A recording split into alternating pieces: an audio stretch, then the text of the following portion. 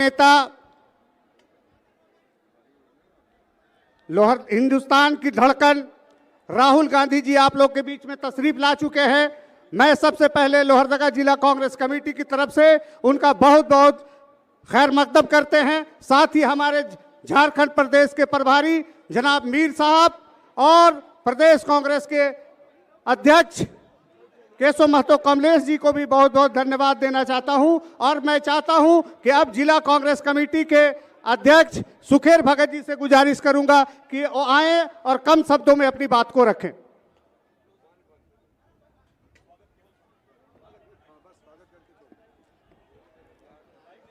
आज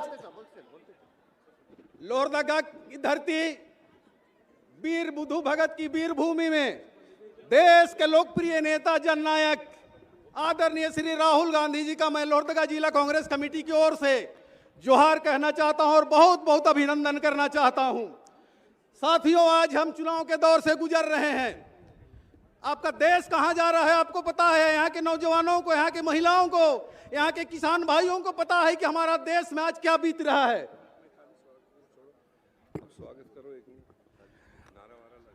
आज वीर बुद्धू भगत, हजरत बाबा दुखन शाह और पांडे गणपत राय की भूमि में हम सबों के जननायक, देश की धड़कन, जननायक आदरणीय राहुल गांधी जी के इस पावन भूमि में हार्दिक अभिनंदन करते हैं। और साथ ही साथ इस चुनावी लोहरदगा चुनाव जो होने वाला उस अभियान का आज जो है हमारे मुख्य अतिथि हैं, हम आपसे अपील करते हैं, क्योंकि ये केवल एक चुनाव नहीं है, राहुल जी के भारत जोड़ो अभियान और संविधान बचाओ इस अभियान की एक कड़ी भी है। मैं आपको एक बताना चाहता हूं कि ये संविधान बचाओ क्यों है। आपने देखा होगा प्रधानमंत्री जी और योगी जी आए, उनके शब्द क्या थे? कटोगे तो बटोगे तो कटोगे, जबकि उनके शब्द होने चाहिए थे पढ़ोगे तो आगे बढ़ोगे। और इसीलिए आज हमारे राहुल गांधी जी ने इस नफरत के बाजार में मोहब्बत की दुकान के लिए आए हैं। उनके शब्द होते हैं गाय, गोबर, गोमूत्र, मंगलसूत्र, हिंदुस्तान, पाकिस्तान। लेकिन हमारे राहुल गांधी जी और इंदिरा गांधी के हमारे जो शब्द हैं वो जन सरोकार के शब्द है। मैया योजना है, अबू आवास है, सर्वजन पेंशन योजना है। हमने इसके माध्यम से आपसे रिश्ते बनाए हैं। इसलिए आज हम उम्मीद करते हैं कि हमारे जननायक राहुल गांधी जी की बातों से आप निश्चित रूप से लाभान्वित होंगे और 13 तारीख को 3 नंबर में डॉक्टर रामेश्वर राव को यहां पर विजयी बनाएंगे। बहुत बहुत धन्यवाद। अब मैं लोहरदगा विधानसभा के प्रत्याशी और झारखंड सरकार में मंत्री और मैं डॉक्टर रामेश्वर उरांव जी से गुजारिश करूंगा कि आप आएं और अपनी बातों को रखें।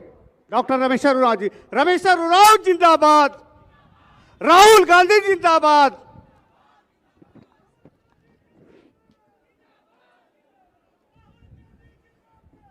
सम्मानीय राहुल गांधी जी, हमारे पार्टी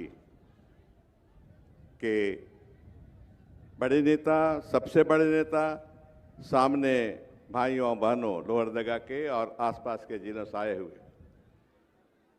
आपने सरकार बनाई। 2019 के इलेक्शन में आपने कांग्रेस और जेएमएम के पक्ष में मतदान दिया, हमारी सरकार की सरकार बनी। सरकार आते हुए कोरोना काल आ गया, लोगों को तकलीफें हुई, लेकिन हमारी सरकार ने हम इस चीज़ का फख्र है कि हमारी सरकार ने, जो हेमंत सोरेन के नेतृत्व में चल रही है, गठबंधन की सरकार ने आपको किसी तरह से दिक्कत या संकट का सामना नहीं करने दिया। पिछले बार हमने, कांग्रेस पार्टी ने यह वादा किया था कि हम सरना कोड आपको देंगे। हम विधानसभा में इसे पारित करा के सेंटर को भेज चुके हैं, सेंटर इसमें बैठा हुआ है। लोगों की राहत के लिए सर्वजन पेंशन और फिर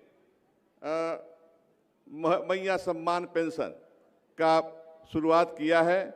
अगले महीने से 2500 रुपया सभी को मिलेगा, सभी बहनों को मिलेगा, ये आप सभी जानते हैं। फिर अबू आवास रहने के कमी है, रहने घर की कमी है, यहाँ अबू आवास की व्यवस्था हमने किया है, वो भी 5 साल में 20 लाख नए घर बनाए जाएंगे। बिजली बिल माफ़ी जो कभी नहीं हुआ था इस राज्य में, बिहार में भी नहीं हुआ था, झारखंड में नहीं हुआ था।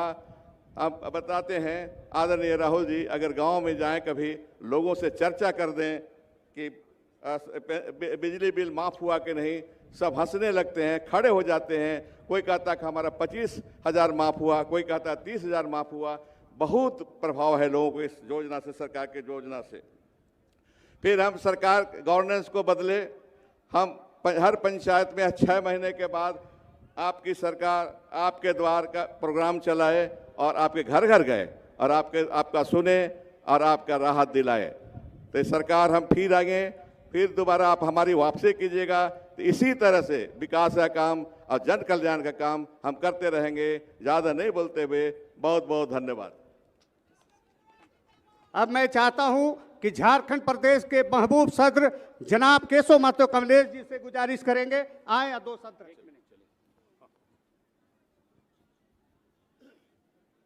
हमारे देश के करोड़ों करोड़ देशवासियों के आशा और आकांक्षा के प्रतीक हमारे न्याय योद्धा, प्रतिपक्ष के लोकसभा में नेता माननीय राहुल गांधी जी, हम सबों के मार्गदर्शक, एआईसीसी के महासचिव, झारखंड प्रभारी, जम्मू कश्मीर के कांग्रेस विधायक दल के नेता माननीय गुलाम अहमद मीर साहब, सह प्रभारी डॉक्टर श्रीवेलापा साहब, हम सबों के यहां मंचासीन सभी लब्ध प्रतिष्ठित नेतागण और हमारे कांग्रेस, जेएमएम, माले, राजद के उपस्थित यहां तमाम साथियों, मैं आज इस लोहरदगा हमारे सोमा टाना भगत, जत्रा टाना भगत, वीर बुधु भगत, पांडे गणपत राय, हमारे कार्तिक उरांव, हमारे शिव प्रसाद साहू कि इस कर्म भूमि में हमारे देश के नेता माननीय राहुल गांधी का हार्दिक स्वागत करता हूं। मंच पर उपस्थित तमाम लोगों का और इस अल्प सूचना में इस महती भीड़ को, जो इस आस्था के महान और पर्व छठ के अवसर पर भी आपने यहां आने का काम किया है और हमारे नेता के भाषण को सुनने का ले आए हैं, मैं आप सबों का भी बहुत बहुत स्वागत करता हूं, अभिनंदन करता हूं, जोहार करता हूं। जय हिंद, जय कांग्रेस। अब मैं हम लोगों के नेता, हिंदुस्तान के गरीबों के धड़कन और कांग्रेस के हमारे लीडर जो आज हम लोगों के बीच में तशरीफ फरमाए, मैं चाहता हूं कि राहुल गांधी जी आप लोग के बीच में तशरीफ ला रहे हैं। और राहुल गांधी जिंदाबाद, राहुल गांधी जिंदाबाद, कांग्रेस पार्टी जिंदाबाद, खड़गे साहब जिंदाबाद, इंडिया गठबंधन जिंदाबाद, राहुल गांधी जिंदाबाद। अब मैं चाहता हूं कि राहुल जी हम लोगों के बीच में आए और अपनी बातें हम लोगों को संदेश देने का कष्ट करेंगे।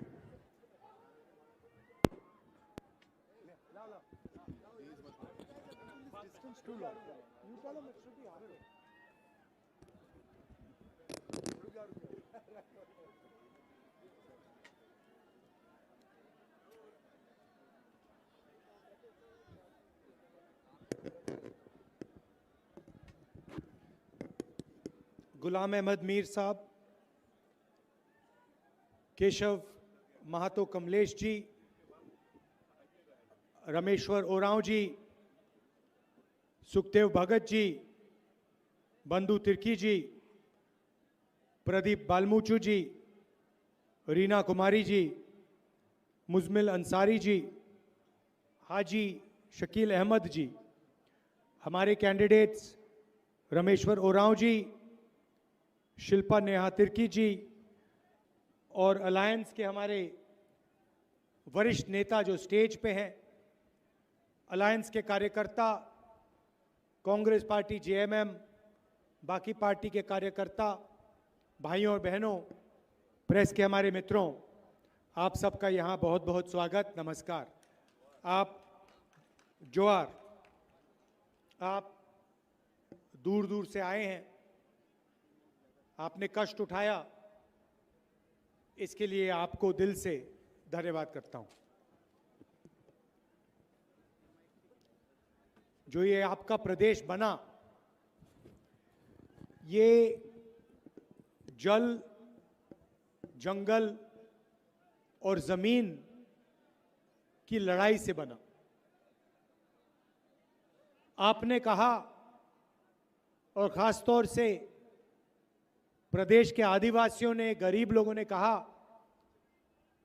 कि हमारा जल, हमारा जंगल, हमारी जमीन का फायदा हमें मिलना चाहिए। इसीलिए ये प्रदेश बना। और यही चीज बिरसा मुंडा जी ने कही। वो भी जल, जंगल और जमीन के लिए लड़े थे। वो अंग्रेजों से लड़े थे, मगर लड़े जल, जंगल और जमीन के लिए। अब दो विचारधाराओं की लड़ाई है। एक तरफ कांग्रेस पार्टी, इंडिया गठबंधन, जो इस संविधान की रक्षा कर रहा है। हमने कहा है कि संविधान से देश चलना चाहिए, समानता होनी चाहिए, मोहब्बत होनी चाहिए, एकता होनी चाहिए। बीजेपी कहती है, आरएसएस कहती है कि संविधान को परे करो, खत्म करो। वो इसको फाड़ कर फेंकना चाहते हैं। हम इसकी रक्षा कर रहे हैं। ये लड़ाई। अब संविधान में आपको आदिवासी नाम दिया गया है। संविधान में आपका नाम वनवासी नहीं है। हम आपको आदिवासी कहते हैं, वो आपको वनवासी कहते हैं। मामूली शब्द नहीं है। आदिवासी का मतलब वो लोग जो इस देश के पहले मालिक थे। सबसे पहले इस देश के मालिक आदिवासी थे। और इस शब्द का मतलब कि अगर आप ओरिजिनल मालिक थे तो जल, जंगल, जमीन भी आपका था, और जल, जंगल, जमीन का अधिकार का फायदा आपको मिलना चाहिए। अब बीजेपी ने नया शब्द निकाला, मोदी जी ने, आरएसएस ने, वो आपको वनवासी कहते हैं। वनवासी शब्द में कोई अधिकार नहीं, ना जमीन का, ना जल का, ना जंगल का, कोई अधिकार नहीं है। वनवासी शब्द का मतलब सिर्फ यह है कि भाई आप जंगल में रहते हो, आप जंगल में रहते हो, आपको बीजेपी वनवासी कहती है। और वनवासी का मतलब आपको ना जल, ना जंगल, ना जमीन का अधिकार मिलना चाहिए। वनवासी का मतलब आपके बच्चों को शिक्षा नहीं मिलनी चाहिए। वनवासी का मतलब हिंदुस्तान को चलाने में आपको भागीदारी नहीं मिलनी चाहिए। वनवासी का मतलब मीडिया में आपके लोग नहीं होंगे, ब्यूरोक्रेसी में आपके लोग नहीं होंगे, जुडिशरी में आपके लोग नहीं होंगे। आप तो वनवासी हो। यह लड़ाई चल रही है। वो आपकी जमीन, आपका जल, आपका जंगल आपसे छीन के अंबानी, अदानी जैसे अरबपतियों को देना चाहते हैं। हम आपका जल, आपका जंगल, आपकी जमीन का रक्षा करके उसका फायदा आपको देना चाहते हैं। सीधी सी बात।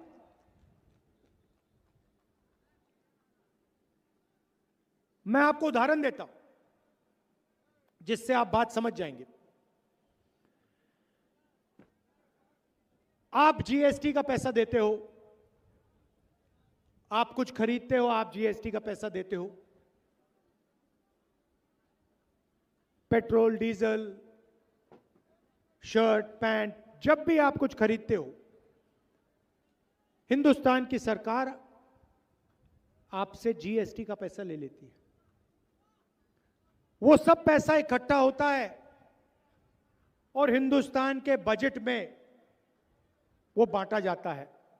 हर साल लोकसभा में, राज्यसभा में बजट पेश किया जाता है और आपका पैसा जो हिंदुस्तान के किसानों ने दिया, मजदूरों ने, आदिवासियों ने, दलितों ने, पिछड़ों ने, गरीब जनरल कास्ट के लोगों ने जो दिया, वो बांटा जाता है।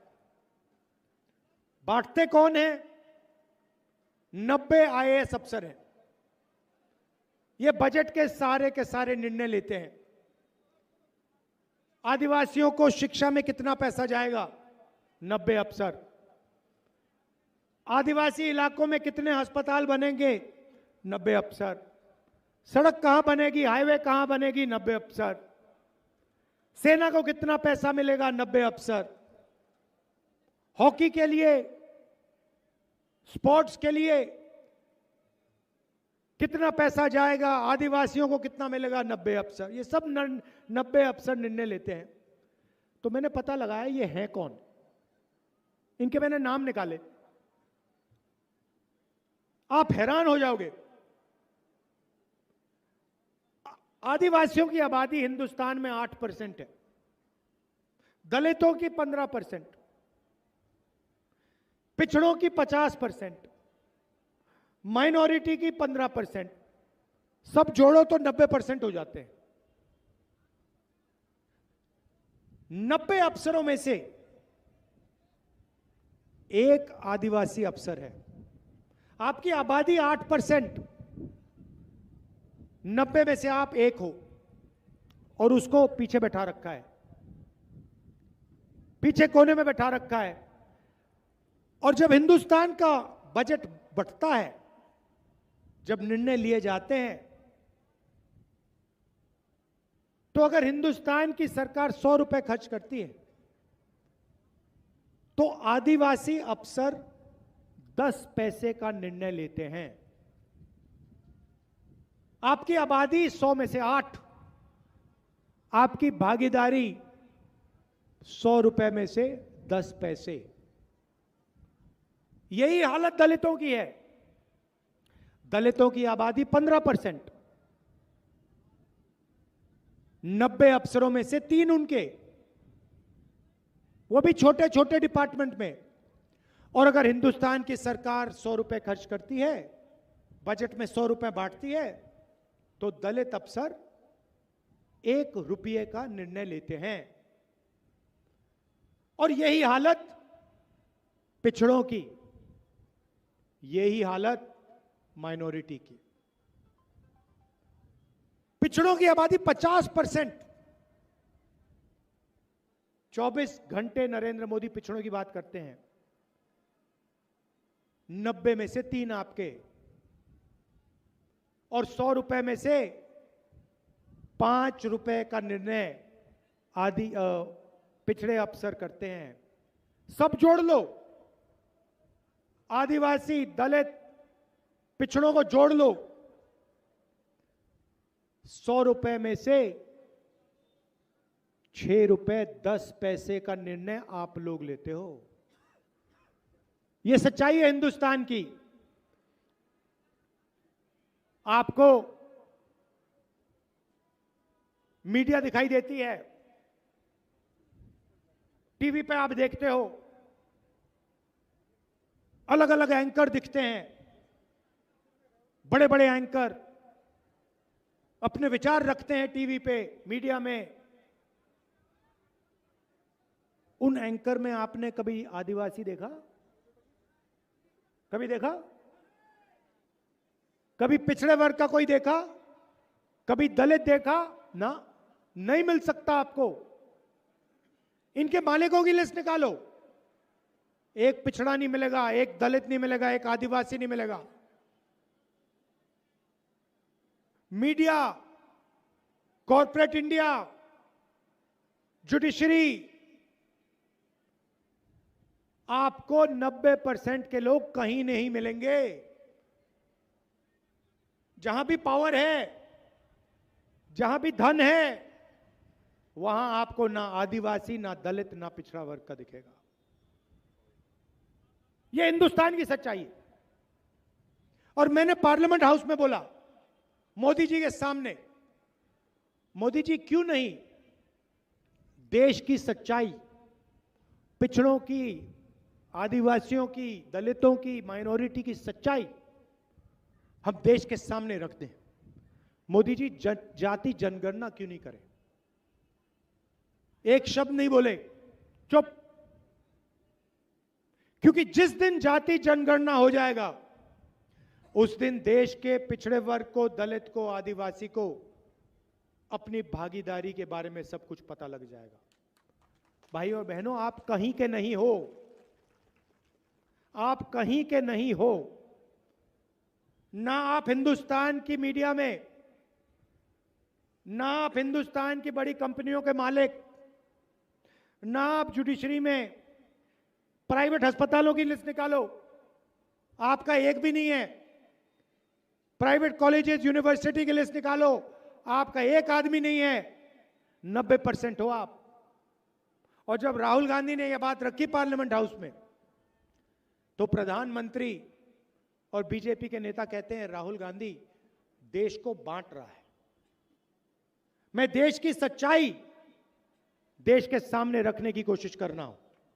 मैं देश को बताने की कोशिश कर रहा हूं। 90% लोगों को बता रहा हूं कि कहा जाता है कि यह देश आपका है, मगर इस देश की भागीदारी में आपके लिए कोई जगह नहीं है। इस देश का पैसा आपके हाथ में नहीं है। इस देश की संस्थाएं आपके हाथों में नहीं है। यह मैं कह रहा हूं। और जब भी मैं ये कहता हूं, बीजेपी के नेता कहते हैं राहुल गांधी बांट रहा है। मैं बांट नहीं रहा हूं, मैं देश को मजबूत करने की कोशिश कर रहा हूं। मैं देश को इकट्ठा करने की कोशिश कर रहा हूं। अगर आपको भागीदारी देना, आपको हिंदुस्तान के स्ट्रक्चर में जगह देना, अगर यह गलत है तो ठीक है, फिर मैं गलत काम कर रहा हूं। मगर मैं ये काम करता जाऊंगा, करता जाऊंगा, करता जाऊंगा। तो ये विचारधारा की लड़ाई है। बीजेपी एक जात को दूसरी जात से, एक धर्म को दूसरे धर्म से, एक प्रदेश को दूसरे प्रदेश से बांटने का काम करते हैं। हरियाणा में जाट वर्सेस नॉन जाट, मणिपुर को जला दिया। हिंदू को मुसलमान से लड़ाएंगे, सिखों को, हिंदुओं को, मुसलमानों को, क्रिश्चियंस को बांटने की कोशिश करेंगे। कन्याकुमारी से कश्मीर तक 4000 किलोमीटर में चला। यात्रा का नाम भारत जोड़ो यात्रा। किसानों की बात की, मजदूरों की बात की, आदिवासियों की, दलितों की, पिछड़ों की, कमजोर लोगों की, माइनॉरिटीज की, गरीब जनरल कास्ट के लोगों की, शिक्षा की, स्वास्थ्य की। और हमने नारा दिया, नफरत के बाजार में मोहब्बत की दुकान खोलेंगे। नरेंद्र मोदी जी ने 16 लाख करोड़ रुपया 20-25 अरबपतियों का कर्जा माफ किया है। मैं आपसे पूछता हूं, झारखंड के किसानों, झारखंड के मजदूरों, झारखंड के छोटे दुकानदारों, नरेंद्र मोदी ने 16 लाख करोड़ रुपए उनका माफ किया। आपका कितना किया?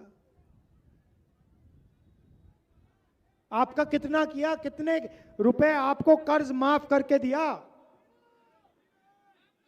आप में क्या कमी है जो उनका लाखों करोड़ रुपया कर्जा माफ होता है और आपका 1 रुपया ना माफ नहीं हो सकता? आपने क्या गलत काम किया? मैं आपको बताता हूं। आप आदिवासी हो, आप दलित हो, आप पिछड़े हो, आपका इस देश में बीजेपी कर्जा माफ नहीं कर सकती। बीजेपी अगर कर्जा माफ करेगी तो अंबानी का करेगी, अदानी का करेगी, अरबपतियों का करेगी। और जब हमारी सरकारें आपको पैसा देने का काम करती हैं, जब हम कर्जा माफ करते हैं, 72,000 करोड़ रुपए किसानों का कर्जा माफ यूपीए सरकार ने किया, कर्नाटक में हमने किया, महाराष्ट्र में करने जा रहे हैं, छत्तीसगढ़ में हमने किया। जहां भी हमारी सरकार होती है हम पैसा आपको देते हैं। जब हमने किसानों का कर्जा माफ किया, बीजेपी के लोग कहते हैं देखो राहुल गांधी और कांग्रेस पार्टी किसानों की आदत बिगाड़ रही है, आदत बिगाड़ रही है। जब हम कर्जा माफ करते हैं गरीबों का तो आप कहते हो आदत बिगड़ रही है, मगर जब आप अरबपतियों का कर्जा माफ करते हो तो क्या वो आदत बिगाड़ना नहीं हुआ?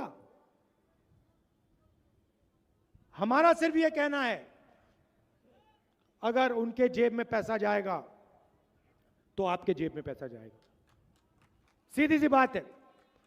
और इसीलिए हमने झारखंड में 5 वायदे किए हैं,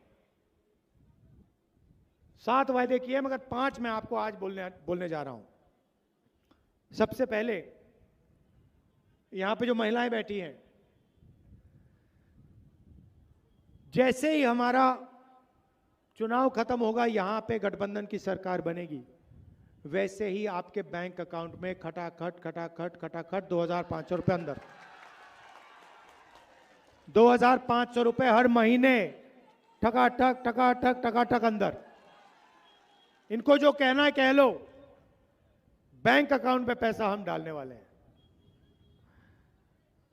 रिजर्वेशन की बात मैंने पार्लियामेंट में बोला, जैसे ही हमारी सरकार आएगी हम जाति जनगणना करेंगे, दूध का दूध पानी का पानी हो जाएगा। और ये जो 50% की जो दीवार बना रखी है रिजर्वेशन की, इसको हम तोड़ के परे कर देंगे। हम 50% से ज्यादा रिजर्वेशन देंगे और झारखंड में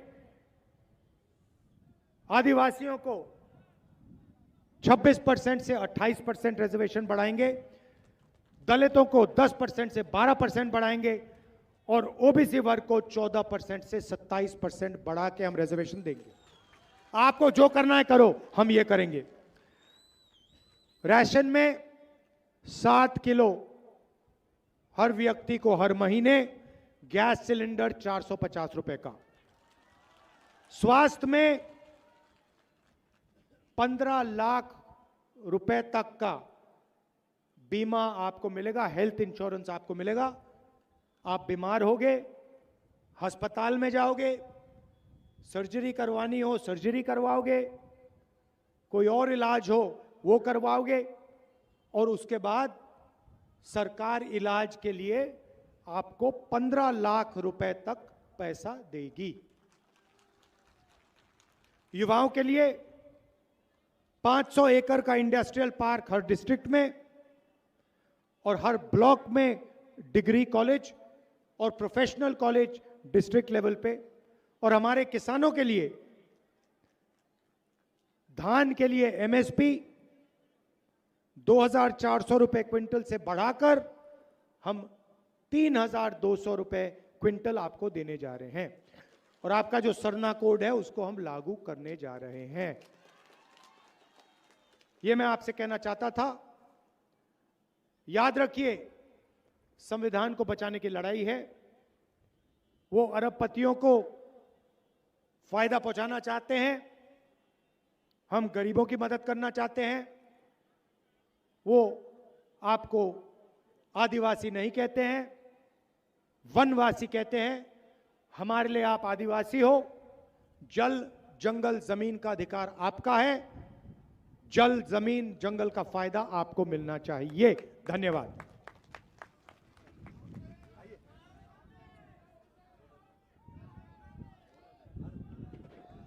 राहुल गांधी जिंदाबाद, राहुल गांधी जिंदाबाद, खड़गे साहब जिंदाबाद, कांग्रेस पार्टी जिंदाबाद, रमेश्वर उरांव जिंदाबाद।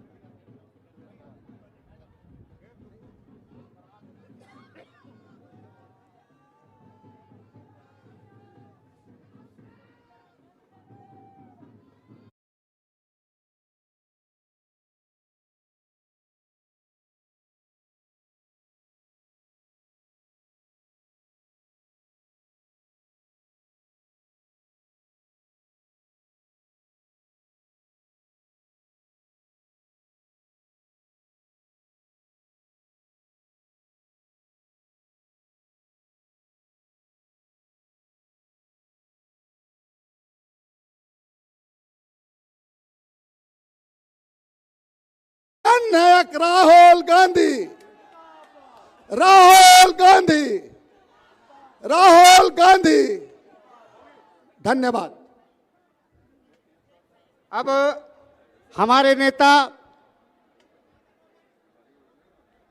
हिंदुस्तान की धड़कन राहुल गांधी जी आप लोग के बीच में तशरीफ ला चुके हैं। मैं सबसे पहले लोहरदगा जिला कांग्रेस कमेटी की तरफ से उनका बहुत बहुत खैर मकदम करते हैं। साथ ही हमारे झारखंड प्रदेश के प्रभारी जनाब मीर साहब और प्रदेश कांग्रेस के अध्यक्ष केशव महतो कमलेश जी को भी बहुत बहुत धन्यवाद देना चाहता हूं। और मैं चाहता हूं कि अब जिला कांग्रेस कमेटी के अध्यक्ष सुखेर भगत जी से गुजारिश करूंगा कि वो आए और कम शब्दों में अपनी बात को रखें।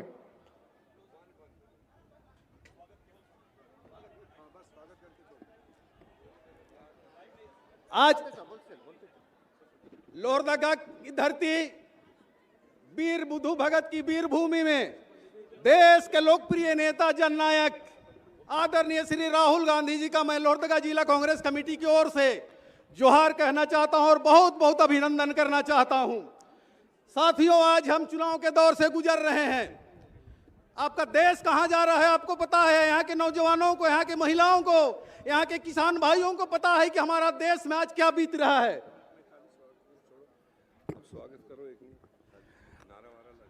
आज वीर बुधू भगत हजरत बाबा दुखन शाह और पांडे गणपत राय की भूमि में हम सबों के जननायक, देश की धड़कन, जननायक आदरणीय राहुल गांधी जी के इस पावन भूमि में हार्दिक अभिनंदन करते हैं। और साथ ही साथ इस चुनावी लोहरदगा चुनाव जो होने वाला उस अभियान का आज जो है हमारे मुख्य अतिथि हैं, हम आपसे अपील करते हैं, क्योंकि ये केवल एक चुनाव नहीं है, राहुल जी के भारत जोड़ो अभियान और संविधान बचाओ इस अभियान की एक कड़ी भी है। मैं आपको एक बताना चाहता हूं कि ये संविधान बचाओ क्यों है। आपने देखा होगा प्रधानमंत्री जी और योगी जी आए, उनके शब्द क्या थे?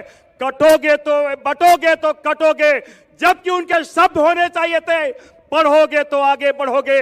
और इसीलिए आज हमारे राहुल गांधी जी ने इस नफरत के बाजार में मोहब्बत की दुकान के लिए आए हैं। उनके शब्द होते हैं गाय गोबर, गोमूत्र, मंगलसूत्र, हिंदुस्तान, पाकिस्तान। लेकिन हमारे राहुल गांधी जी और इंदिरा गांधी के हमारे जो शब्द हैं वो जन सरोकार के शब्द है। मैया योजना है, अबू आवास है, सर्वजन पेंशन योजना है। हमने इसके माध्यम से आपसे रिश्ते बनाए हैं। इसलिए आज हम उम्मीद करते हैं कि हमारे जननायक राहुल गांधी जी की बातों से आप निश्चित रूप से लाभान्वित होंगे और 13 तारीख को 3 नंबर में डॉक्टर रामेश्वर राव को यहां पर विजयी बनाएंगे। बहुत बहुत धन्यवाद। अब मैं लोहरदगा विधानसभा के प्रत्याशी और झारखंड सरकार में मंत्री और मैं डॉक्टर रामेश्वर उरांव जी से गुजारिश करूंगा कि आप आएं और अपनी बातों को रखें। डॉक्टर रामेश्वर उरांव जी। रामेश्वर उरांव जिंदाबाद, राहुल गांधी जिंदाबाद।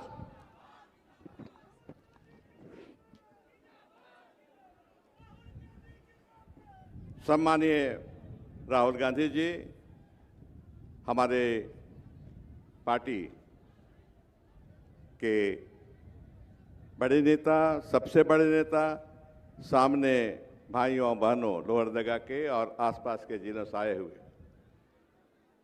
आपने सरकार बनाई। 2019 के इलेक्शन में आपने कांग्रेस और जेएमएम के पक्ष में मतदान दिया, हमारी सरकार की सरकार बनी।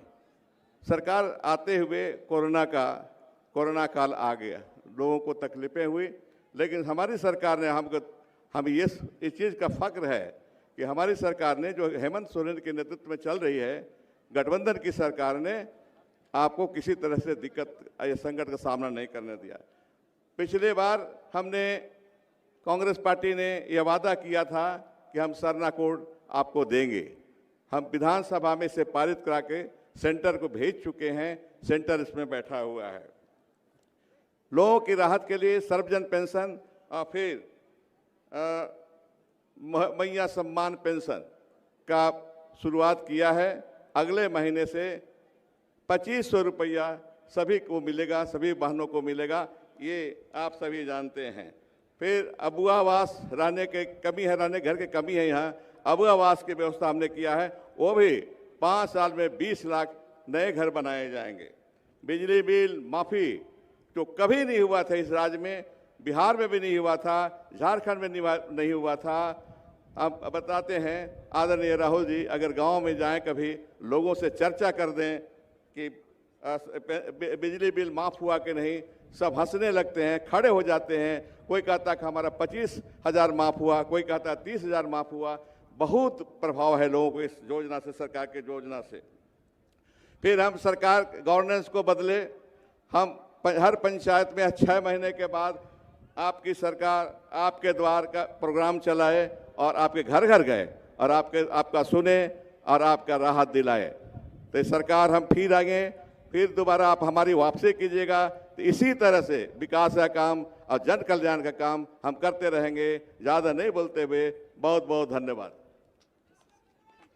अब मैं चाहता हूं कि झारखंड प्रदेश के महबूब सदर जनाब केशव महतो कमलेश जी से गुजारिश करेंगे, आए या 2 सत्र।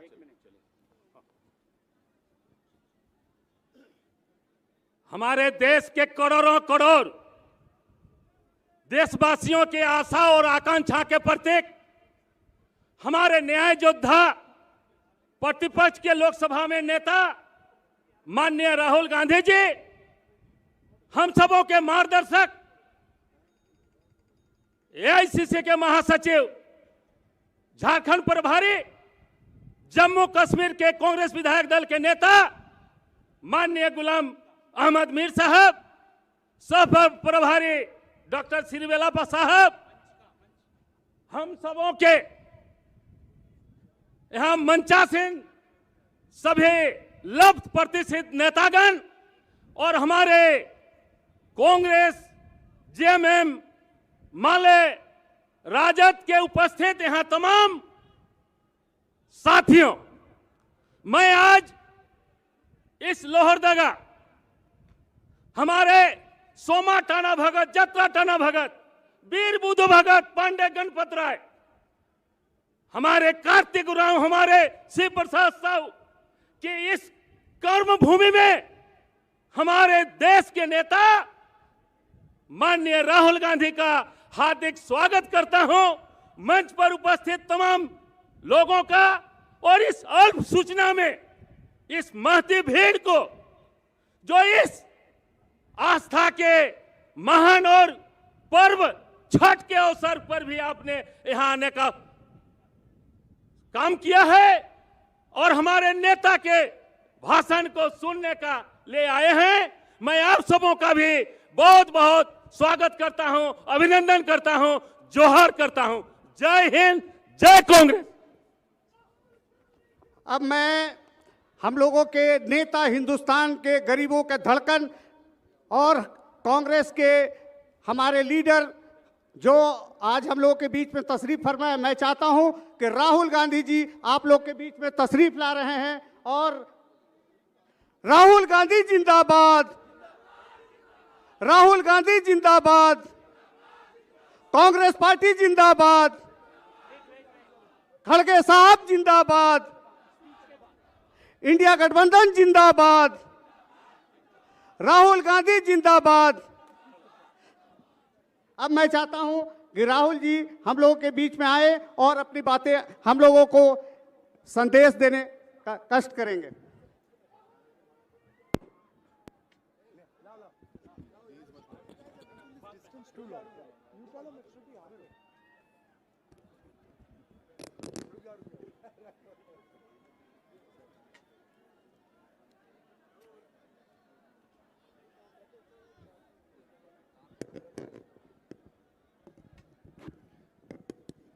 गुलाम अहमद मीर साहब,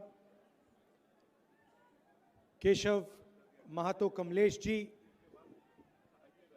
रमेश्वर ओरांव जी, सुखदेव भगत जी, बंधु तिर्की जी, प्रदीप बालमूचू जी, रीना कुमारी जी, मुजमिल अंसारी जी, हाजी शकील अहमद जी, हमारे कैंडिडेट्स रमेश्वर ओरांव जी, शिल्पा नेहा तिर्की जी और अलायंस के हमारे वरिष्ठ नेता जो स्टेज पे हैं, अलायंस के कार्यकर्ता, कांग्रेस पार्टी जेएमएम, बाकी पार्टी के कार्यकर्ता, भाइयों और बहनों, प्रेस के हमारे मित्रों, आप सबका यहाँ बहुत बहुत स्वागत, नमस्कार। आप जोहार। आप दूर दूर से आए हैं, आपने कष्ट उठाया, इसके लिए आपको दिल से धन्यवाद करता हूं। जो ये आपका प्रदेश बना, ये जल, जंगल और जमीन की लड़ाई से बना। आपने कहा, और खास तौर से प्रदेश के आदिवासियों ने, गरीब लोगों ने कहा कि हमारा जल, हमारा जंगल, हमारी जमीन का फायदा हमें मिलना चाहिए। इसीलिए ये प्रदेश बना। और यही चीज बिरसा मुंडा जी ने कही। वो भी जल, जंगल और जमीन के लिए लड़े थे। वो अंग्रेजों से लड़े थे, मगर लड़े जल, जंगल और जमीन के लिए। अब दो विचारधाराओं की लड़ाई है। एक तरफ कांग्रेस पार्टी, इंडिया गठबंधन, जो इस संविधान की रक्षा कर रहा है। हमने कहा है कि संविधान से देश चलना चाहिए, समानता होनी चाहिए, मोहब्बत होनी चाहिए, एकता होनी चाहिए। बीजेपी कहती है, आरएसएस कहती है कि संविधान को परे करो, खत्म करो। वो इसको फाड़ कर फेंकना चाहते हैं। हम इसकी रक्षा कर रहे हैं। ये लड़ाई। अब संविधान में आपको आदिवासी नाम दिया गया है। संविधान में आपका नाम वनवासी नहीं है। हम आपको आदिवासी कहते हैं, वो आपको वनवासी कहते हैं। मामूली शब्द नहीं है। आदिवासी का मतलब वो लोग जो इस देश के पहले मालिक थे। सबसे पहले इस देश के मालिक आदिवासी थे। और इस शब्द का मतलब कि अगर आप ओरिजिनल मालिक थे तो जल, जंगल, जमीन भी आपका था और जल, जंगल, जमीन का अधिकार का फायदा आपको मिलना चाहिए। अब बीजेपी ने नया शब्द निकाला, मोदी जी ने, आरएसएस ने, वो आपको वनवासी कहते हैं। वनवासी शब्द में कोई अधिकार नहीं, ना जमीन का, ना जल का, ना जंगल का, कोई अधिकार नहीं है। वनवासी शब्द का मतलब सिर्फ यह है कि भाई आप जंगल में रहते हो, आप जंगल में रहते हो, आपको बीजेपी वनवासी कहती है।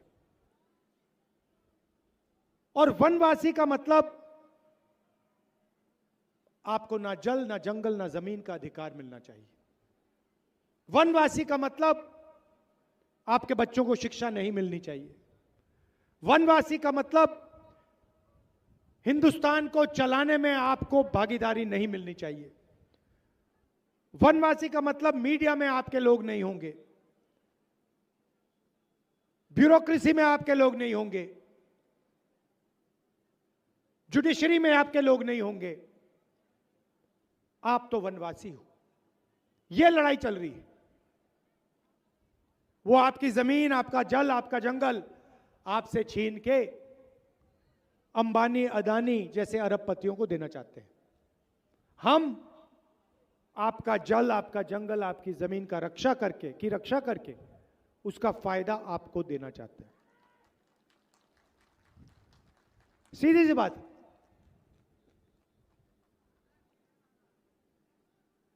मैं आपको उदाहरण देता हूं जिससे आप बात समझ जाएंगे। आप जीएसटी का पैसा देते हो, आप कुछ खरीदते हो, आप जीएसटी का पैसा देते हो। पेट्रोल, डीजल, शर्ट, पैंट, जब भी आप कुछ खरीदते हो, हिंदुस्तान की सरकार आपसे जीएसटी का पैसा ले लेती है। वो सब पैसा इकट्ठा होता है और हिंदुस्तान के बजट में वो बांटा जाता है। हर साल लोकसभा में, राज्यसभा में बजट पेश किया जाता है और आपका पैसा जो हिंदुस्तान के किसानों ने दिया, मजदूरों ने, आदिवासियों ने, दलितों ने, पिछड़ों ने, गरीब जनरल कास्ट के लोगों ने जो दिया, वो बांटा जाता है। बांटते कौन है? 90 आईएएस अफसर हैं। ये बजट के सारे निर्णय लेते हैं। आदिवासियों को शिक्षा में कितना पैसा जाएगा? 90 अफसर। आदिवासी इलाकों में कितने अस्पताल बनेंगे? 90 अफसर। सड़क कहां बनेगी, हाईवे कहां बनेगी? 90 अफसर। सेना को कितना पैसा मिलेगा? 90 अफसर। हॉकी के लिए, स्पोर्ट्स के लिए कितना पैसा जाएगा, आदिवासियों को कितना मिलेगा? 90 अफसर। ये सब 90 अफसर निर्णय लेते हैं। तो मैंने पता लगाया ये हैं कौन। इनके मैंने नाम निकाले, आप हैरान हो जाओगे। आदिवासियों की आबादी हिंदुस्तान में 8% है, दलितों की 15%, पिछड़ों की 50%, माइनॉरिटी की 15%, सब जोड़ो तो 90% हो जाते हैं। 90 अफसरों में से एक आदिवासी अफसर है। आपकी आबादी 8%, 90 में से आप एक हो और उसको पीछे बैठा रखा है, पीछे कोने में बैठा रखा है। और जब हिंदुस्तान का बजट बढ़ता है, जब निर्णय लिए जाते हैं, तो अगर हिंदुस्तान की सरकार 100 रुपए खर्च करती है तो आदिवासी अफसर 10 पैसे का निर्णय लेते हैं। आपकी आबादी 100 में से 8, आपकी भागीदारी 100 रुपए में से 10 पैसे। यही हालत दलितों की है। दलितों की आबादी 15%, 90 अफसरों में से 3 उनके, वो भी छोटे छोटे डिपार्टमेंट में। और अगर हिंदुस्तान की सरकार 100 रुपए खर्च करती है, बजट में 100 रुपए बांटती है, तो दलित अफसर 1 रुपये का निर्णय लेते हैं। और यही हालत पिछड़ों की, यही हालत माइनॉरिटी की। पिछड़ों की आबादी 50%। 24 घंटे नरेंद्र मोदी पिछड़ों की बात करते हैं। 90 में से 3 आपके, और 100 रुपए में से 5 रुपए का निर्णय पिछड़े अफसर करते हैं। सब जोड़ लो, आदिवासी, दलित, पिछड़ों को जोड़ लो, 100 रुपए में से 6 रुपए 10 पैसे का निर्णय आप लोग लेते हो। यह सच्चाई है हिंदुस्तान की। आपको मीडिया दिखाई देती है, टीवी पे आप देखते हो, अलग अलग एंकर दिखते हैं, बड़े बड़े एंकर अपने विचार रखते हैं टीवी पे, मीडिया में। उन एंकर में आपने कभी आदिवासी देखा? कभी देखा? कभी पिछड़े वर्ग का कोई देखा? कभी दलित देखा? ना, नहीं मिल सकता आपको। इनके मालिकों की लिस्ट निकालो, एक पिछड़ा नहीं मिलेगा, एक दलित नहीं मिलेगा, एक आदिवासी नहीं मिलेगा।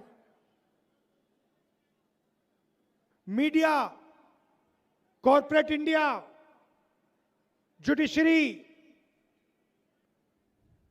आपको 90% के लोग कहीं नहीं मिलेंगे।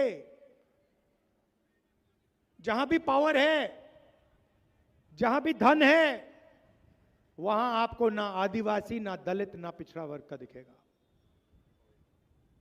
यह हिंदुस्तान की सच्चाई है। और मैंने पार्लियामेंट हाउस में बोला मोदी जी के सामने, मोदी जी क्यों नहीं देश की सच्चाई, पिछड़ों की, आदिवासियों की, दलितों की, माइनॉरिटी की सच्चाई हम देश के सामने रख दें।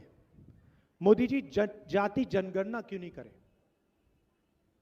एक शब्द नहीं बोले, चुप। क्योंकि जिस दिन जाति जनगणना हो जाएगा, उस दिन देश के पिछड़े वर्ग को, दलित को, आदिवासी को अपनी भागीदारी के बारे में सब कुछ पता लग जाएगा। भाई और बहनों, आप कहीं के नहीं हो,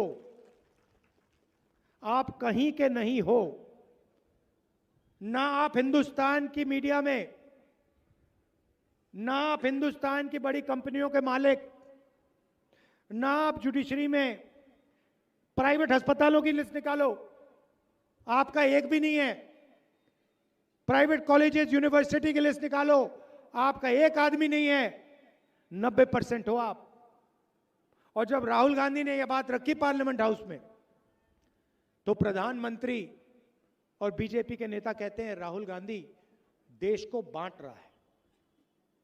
मैं देश की सच्चाई देश के सामने रखने की कोशिश कर रहा हूं। मैं देश को बताने की कोशिश कर रहा हूं। 90% लोगों को बता रहा हूं कि कहा जाता है कि यह देश आपका है, मगर इस देश की भागीदारी में आपके लिए कोई जगह नहीं है। इस देश का पैसा आपके हाथ में नहीं है। इस देश की संस्थाएं आपके हाथों में नहीं है। यह मैं कह रहा हूं।